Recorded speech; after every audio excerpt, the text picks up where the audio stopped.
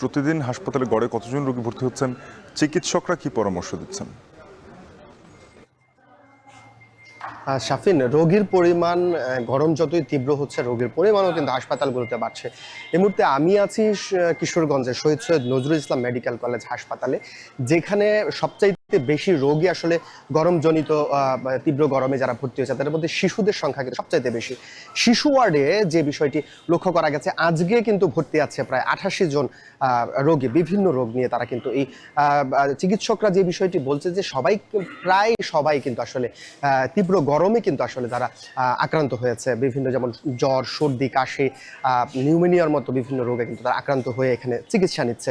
এছাড়াও যে শহরের যে 250 শয্যা জেনারেল হাসপাতাল রয়েছে, সেখানেও কিন্তু আসলে রোগীদের সংখ্যা নেহাত কম নয়, বিশেষ করে শিশু ওয়ার্ডগুলোতে এখানে 20টি বেডে কিন্তু 32 জন রোগী আমরা দেখেছি যে চিকিৎসা নিচ্ছে।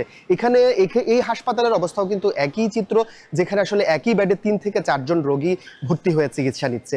আর চিকিৎসকরা যে বিষয়টি বলছে যে তীব্র গরমে আসলে এবং সুপেয় পানির যে একটা সংকট কিন্তু এই অঞ্চলে রয়েছে, সব মিলিয়ে যে পানিবাহিত বেশ কিছু রোগও কিন্তু এখানে আসলে তারা রোগীরা আক্রান্ত হচ্ছে।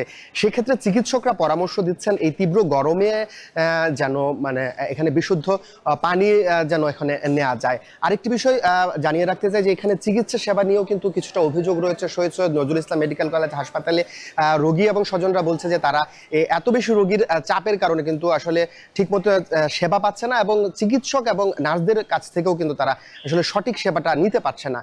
সব মিলিয়ে বলা যায় যে কিশোরগঞ্জে যে তীব্র গরম চলছে, সেই তীব্র তাপদাহে কিন্তু রোগীর পরিমাণ যেভাবে বাড়ছে, সেভাবে কিন্তু রোগীদেরও ভোগান্তিতে আসলে কিছুটা চিকিৎসা নিতে হচ্ছে। এই ছিল আমার কাছে শাফিন কিশোরগঞ্জ থেকে সর্বশেষ তথ্য। মশিউর কায়েস কিশোরগঞ্জ থেকে জানাচ্ছিলেন গরমজনিত রোগ নিয়ে।